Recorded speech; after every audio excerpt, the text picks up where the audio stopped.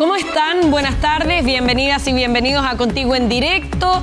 Ha bajado un poquito el calor, por lo menos esta tarde, 30,3 grados en Santiago, y vamos a comenzar hablando de la crisis en Gendarmería. Esto luego que hoy día en la mañana, primera hora, quedara al descubierto la fuga de 2 reos desde la ex penitenciaría de Santiago, nada más ni nada menos que vestidos con uniformes de gendarmes y además quienes salieron por la puerta principal, es decir, por la puerta ancha, si uno lo quisiera interpretar de esa manera, pasado el mediodía de ayer. Claro que no se dieron cuenta inmediatamente de la fuga, sino que hasta el conteo de las 5 de la tarde. Se suma a esto el escape de un imputado en el Tribunal de Garantía de Colina y el hallazgo de un túnel en Talca, esto con miras a protagonizar una fuga. Son parte de los detalles que han ido engrosando esta lista. Se habla ya de una crisis de Gendarmería. Vamos a abordar este tema con Jan Muñoz, que está junto a nosotros para contarnos de las últimas reuniones que ha habido por parte de las autoridades frente a este tema. Jan, buenas tardes.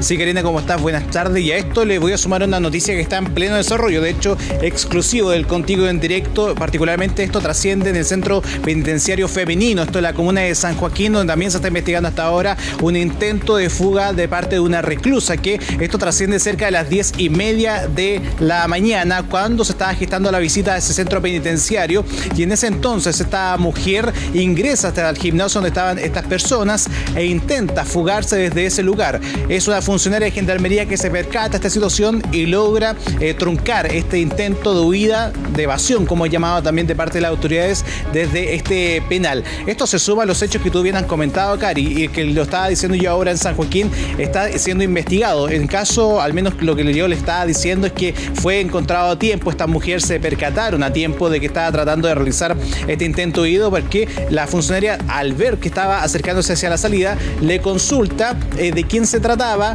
le pregunta si tenía el papel, porque se le pide y se le entrega un papel de visita. Además se les timbra parte ya sea de la mano o el brazo con un timbre de Gendarmería y que dice además visita, y de esta forma, entre comillas, tratan de resguardar de que sean las personas que están siendo las que están visitando, las personas que están posteriormente saliendo. Es un sistema, de todas maneras, podemos contemplarlo, el que sea un timbre bastante arcaica. Uno ya a esta altura de pasar de los años uno pensaría que quizás sea un sistema ya mucho más rudimentario, particularmente algún tipo de huella, algún tipo de, no sé, incluso hasta de una identificación facial, pero no, se utiliza este timbre, pero aún así se logra contrarrestar esta situación. Ahora, lo importante, lo que ha trascendido durante las últimas horas es lo que tú decías, lo que está finalmente a mi espalda, es el ingreso y la salida también de la ex penitenciaría acá en calle Pedro Montt, en la comuna de Santiago.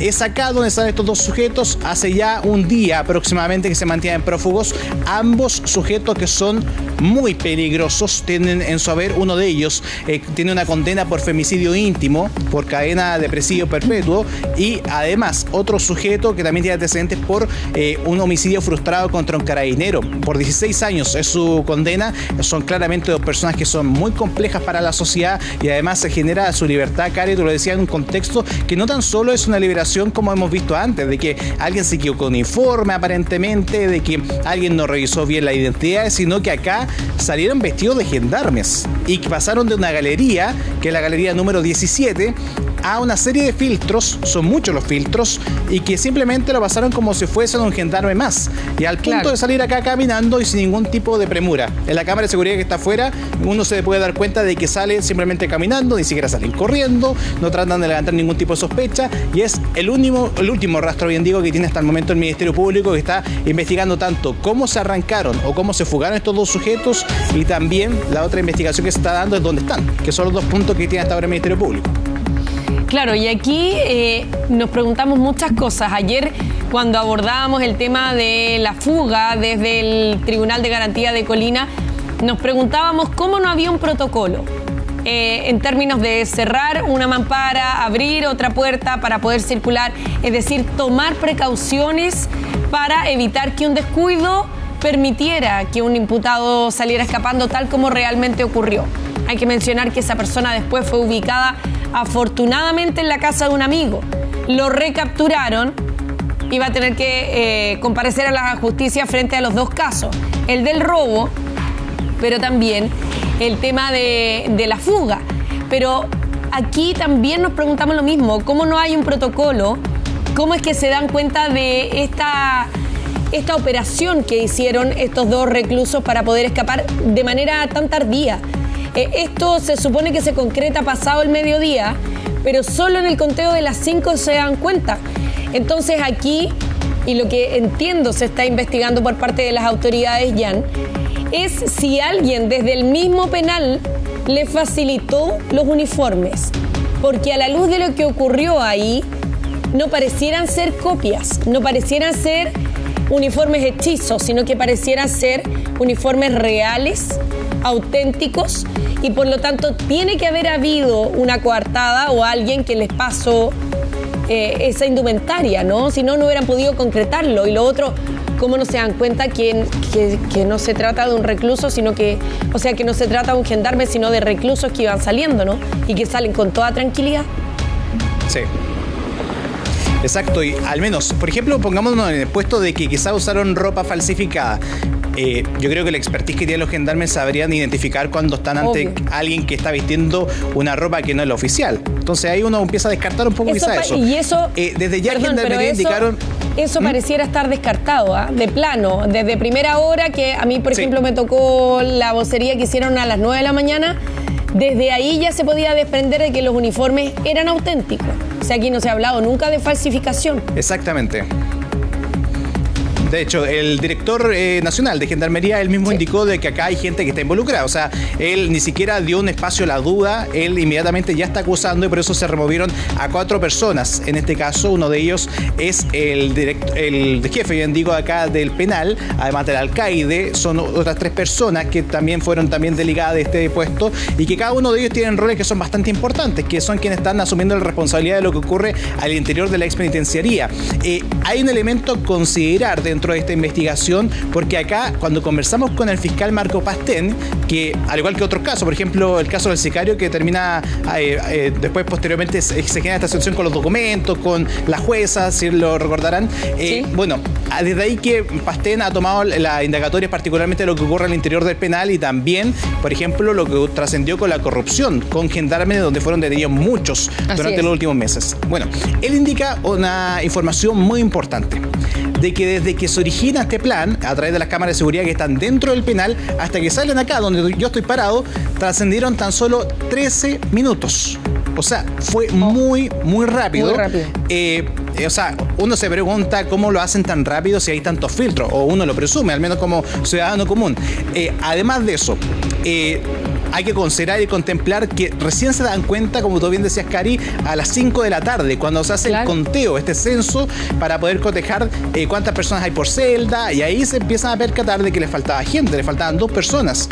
Y después de eso, hacer este conteo, empezar uno por uno, revisando celda, por galerías, por sectores de acá de la expenitenciaría, ahí se dan cuenta y después revisan la cámara de seguridad en el momento en que salen estos 2 sujetos.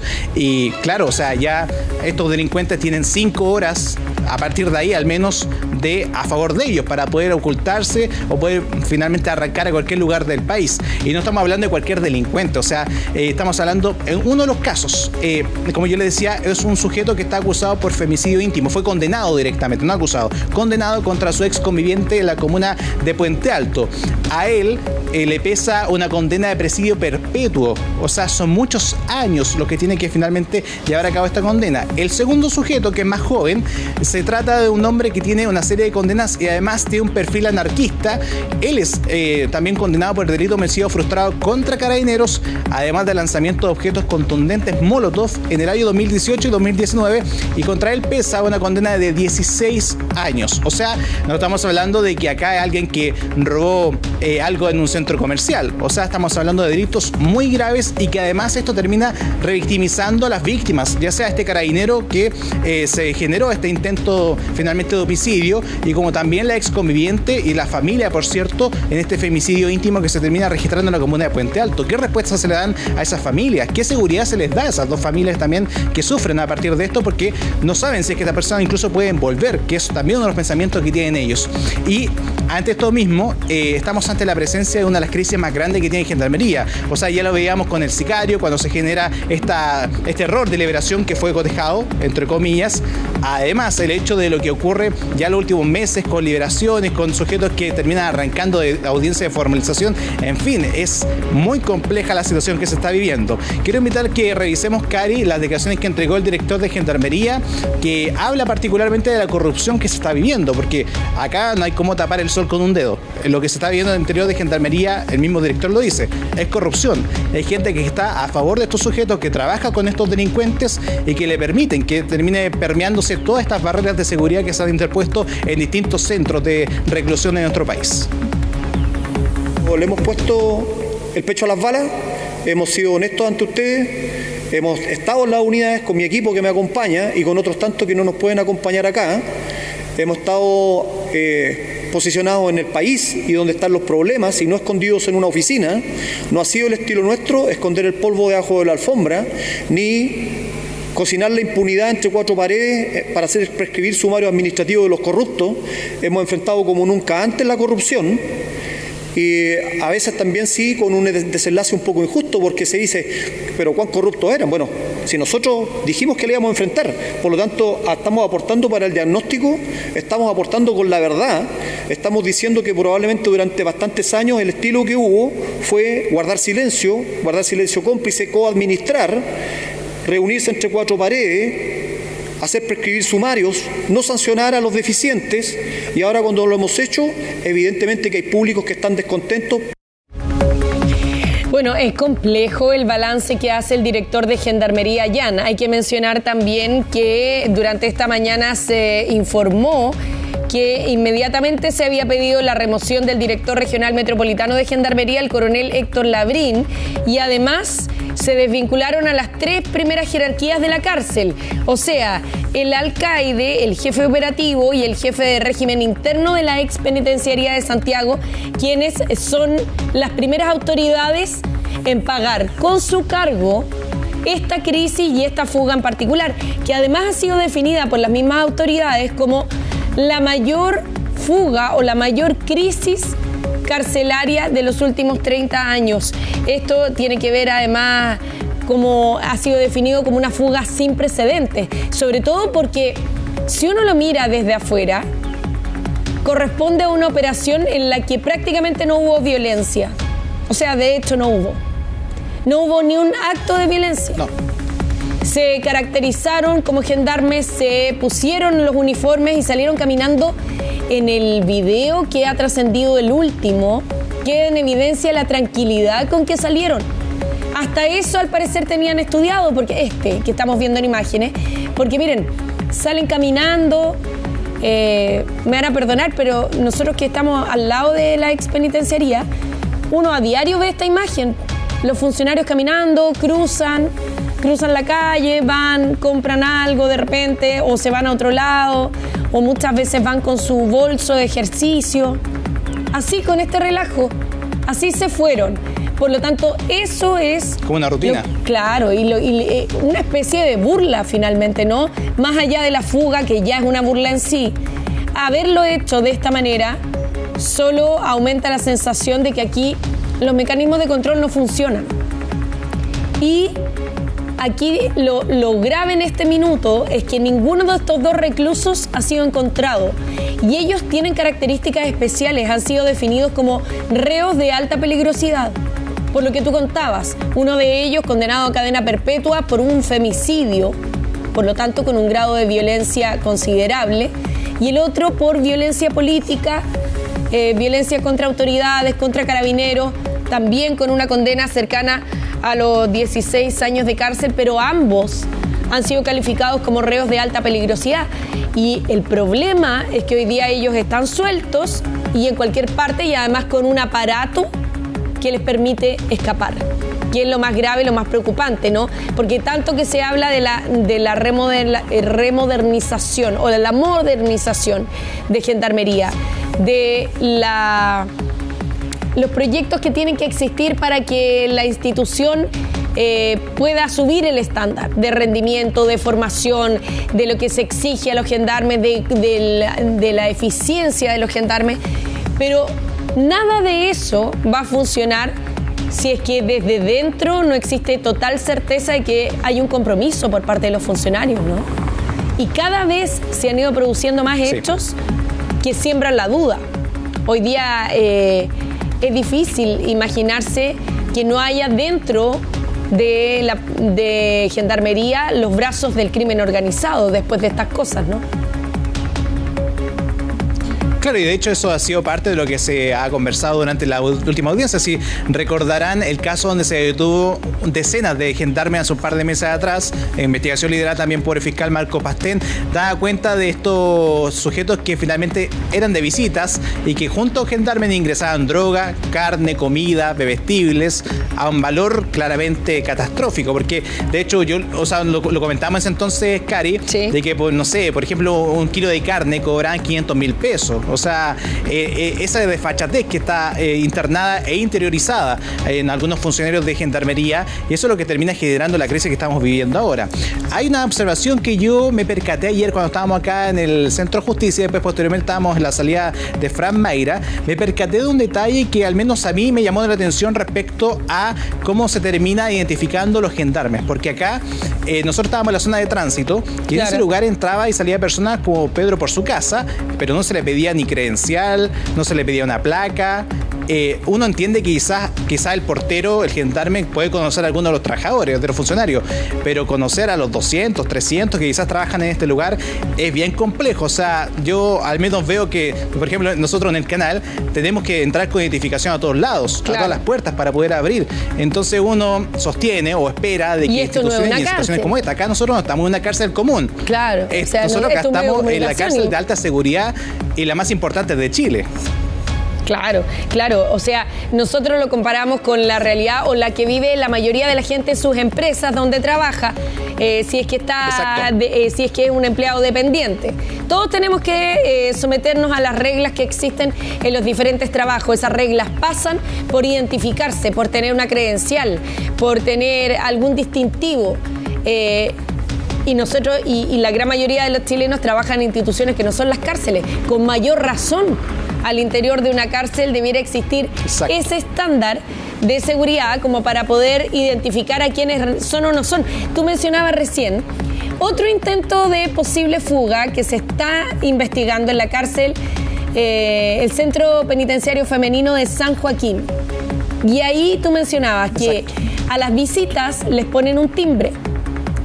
Y además las identifican para saber también que son personas que vienen desde afuera. Bueno, aquí con mayor razón, lo que se necesita de manera urgente es que haya un mecanismo para identificar a los que son de adentro. Y a los que son de adentro, no solamente a los reclusos, sino que estamos hablando también del personal de Gendarmería. Así es que por eso queremos seguir conversando sobre este tema, Jan. Estamos con Aylin Amaro Rodríguez, presidenta nacional de la Asociación Nacional de Suboficiales de Gendarmería. Muchas gracias por estar con nosotros esta tarde, porque sabemos que este es un tema especialmente complejo para la institución, ¿no? Buenas tardes. Buenas tardes, gracias a usted por la oportunidad de estar aquí. Lo primero, un poquito respecto. Sí, y lo primero preguntarle si no existe al interior de las cárceles, en el trabajo de los gendarmes, un mecanismo para identificar a quienes están trabajando con los reos, a los oficiales de Gendarmería, a quienes cumplen funciones. ¿Hay algún mecanismo que nosotros desconozcamos y que aquí no se cumplió? O sea, el mecanismo que nosotros tenemos es nuestra propia identificación con nuestros uniformes y además las pautas de servicio, lógicamente. Ya, pero solo con el uniforme, ¿no tienen credencial en algún minuto o aquí alguna placa? ¿No hay otro mecanismo? Claro, el uniforme nosotros portamos nuestro apellido. Ya. Y por lo tanto aquí, bueno, ese detalle tan fino no se alcanza a ver en las cámaras que muestran a los dos reos que se fugaron para saber si es que tenían la identificación. Pero me imagino que en más de alguna oportunidad esto es la identificación con el nombre, con el apellido, es con velcro, ¿no? Así es. Ya, o sea, de repente, y me imagino que muchas veces también para lavar los uniformes, a veces se los sacan. Y puede que haya alguien que no ande con eso puesto, ¿no? que no ande con el distintivo puesto es difícil, claro. Pero sí, evidentemente, por ejemplo, para poder lavar nuestro uniforme y todo, generalmente se despega. ¿Y a usted le llama la atención la forma en que se cometió este escape, esta fuga desde la cárcel? Bueno, para nosotros como Frente de Trabajadores, quiero comentarte también que yo soy vocera del Frente de Trabajadores Penitenciarios actualmente, claro. Y claro que nos llama poderosamente la atención, primero por la forma, ¿cierto? Es una fuga que se da, como ya bien se ha reconocido, que no se había dado durante mucho tiempo dentro de Gendarmería de Chile. Condenamos enérgicamente el procedimiento. Nosotros siempre vamos a condenar a quienes se alejen de todo lo que sea la misión de nuestro servicio. De la misma forma hemos solicitado que se investigue de manera severa y urgente en qué condiciones se da esta situación y que finalmente quienes resulten responsables ellos también deban cumplir con toda la responsabilidad administrativa y penal, si es que así la hubiese, producto de esta fuga. Ya, ¿usted tiene antecedentes respecto de lo que particularmente se vivió ayer ahí en la expenitenciaría? Porque nosotros tenemos información respecto de que ayer particularmente había un transitar permanente de personas vestidas de civil que entraban y salían durante la jornada en el lugar. ¿Usted tiene antecedentes de eso y que haya habido o si es que hay durante la semana algunas instancias donde eso sea más frecuente y haya facilitado eso, la fuga? Mira, lo que pasa es que nosotros como servicio público recibimos también mucho personal civil que tiene relación con la reinserción social, claro. Las visitas de abogados, etcétera, etcétera. Entonces, eso es la dinámica frecuente dentro de Gendarmería de Chile, no es un caso aislado. Eso se da diariamente en las distintas unidades penales del país. Ya, pero me imagino que esas personas son sometidas a algún control también, aunque sean profesionales que cumplen labores al interior de las cárceles. Estoy pensando también, por ejemplo, en psicólogos, en personas que van a ayudar muchas veces, o asistentes sociales y que cumplen un rol, o también incluso hasta pastores que puedan entrar en más de alguna oportunidad. Esas personas son chequeadas, ¿no? Y lo que llevan, si es que ingresan con alguna mochila, algún bulto, ¿se les permite ingresar con algo? Toda persona que ingrese a la unidad penal debe ser registrada y es individualizada a través de algún documento que autoriza el ingreso a la unidad penal. Eso es un procedimiento, un protocolo que existe dentro de Gendarmería de Chile. Claro. Ahora, ¿a usted le hace sentido la versión que han entregado las autoridades respecto de que aquí los uniformes tuvieron que haber sido proporcionados desde el interior de la cárcel? La verdad es que nosotros no podemos aseverar eso. Creemos que la investigación va a ser quien finalmente determine de qué forma llegaron los uniformes a la población penal, y hasta que no se resuelva esa investigación, la verdad es que es preferible mantener el comentario, porque obviamente no podemos aseverar ni desmentir nada. Pero usted como vocera de los trabajadores penitenciarios, ¿le ha tocado en alguna oportunidad enfrentarse a un uniforme de gendarmería falsificado? ¿Es posible reconocerlo? La verdad es que en mi carrera no me ha tocado esa situación puntual de encontrarme con algún uniforme que sea así como falsificado. ¿Y sabe de si se ha producido el caso alguna vez que hayan falsificado uniformes para burlar la seguridad y salir de esta manera como ocurrió? Mira, de lo que yo tengo recuerdo, bueno, yo en mis 20 años de carrera por lo menos no tengo recuerdos de que se haya dado una falsificación de uniformes. ¿Y ustedes como trabajadores penitenciarios tienen antecedentes respecto de la presencia del crimen organizado dentro de las cárceles a nivel de los trabajadores penitenciarios? ¿Qué tan permeados han sido como institución por el crimen organizado? Mira, Claramente sabemos que existen bandas del crimen organizado dentro de las unidades penales. No hemos tomado conocimiento de que exista algún tipo de corrupción con funcionarios, porque evidentemente si así lo supiéramos, entregaríamos como Frente de Trabajadores y como representantes del personal la información correspondiente a los organismos correspondientes. Existen áreas específicas que investigan respecto de esto, el crimen organizado dentro de Gendarmería de Chile, pero como menciono, nosotros como funcionarios públicos, al tener conocimiento de algún hecho que revista el carácter de delito, debemos por obligación poner en antecedente a la jefatura y al Ministerio Público en este caso. Ahora, mucho se ha hablado de la necesidad de modernizar Gendarmería y de dejarla como institución con un estándar mucho mayor, que esté al nivel de las Fuerzas Armadas, de instituciones que cumplen labores militares y policiales también.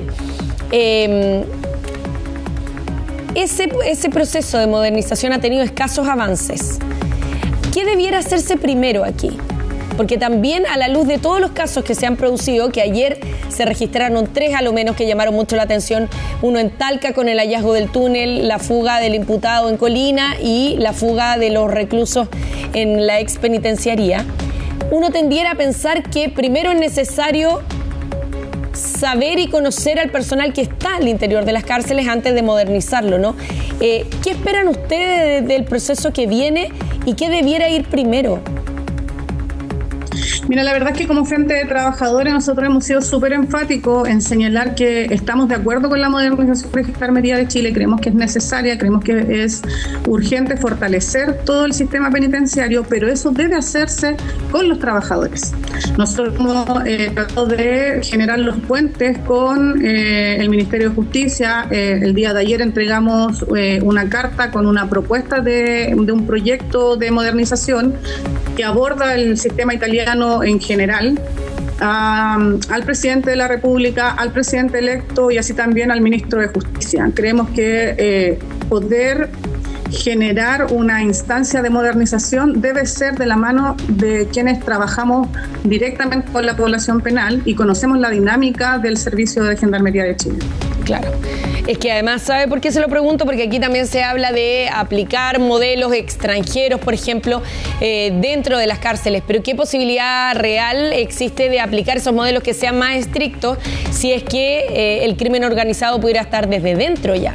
¿Qué tan común es que reciban, por ejemplo, también amenazas los trabajadores de Gendarmería o que sean tentados muchas veces para que puedan facilitar la huida de personas ligadas al narcotráfico o que puedan entregar información? ¿Qué tan cercana y qué tan común o frecuente es esa realidad para ustedes como gremio de trabajadores? Mira, la frecuencia no es habitual. Han habido algunos casos aislados respecto, por ejemplo, a una entrega de corona de flores que recuerdo que se han hecho, de lo cual todavía hay investigación. No hay nada concreto, no sabemos los nombres, no hay condenas, no hay nada. Respecto de si que nosotros tenemos información de la permeabilidad que existe dentro de los funcionarios. O que les ofrezcan dinero directamente. Exacto, no mantenemos información respecto de eso y si en realidad hubiese así ocurrido, lo más probable es que ya haya sido denunciado al Ministerio Público como corresponde. Ahora, dentro de esto también quiero hacer el punto súper importante respecto de lo que se da específicamente en la unidad de la expenitenciaría, porque recordemos que la expenitenciaría es una unidad antigua, una cárcel tradicional que tiene una deficiencia de infraestructura importante. Nosotros hoy día escuchamos las declaraciones del subsecretario donde él señala de que esto no fue producto de falta de personal o una deficiencia de infraestructura.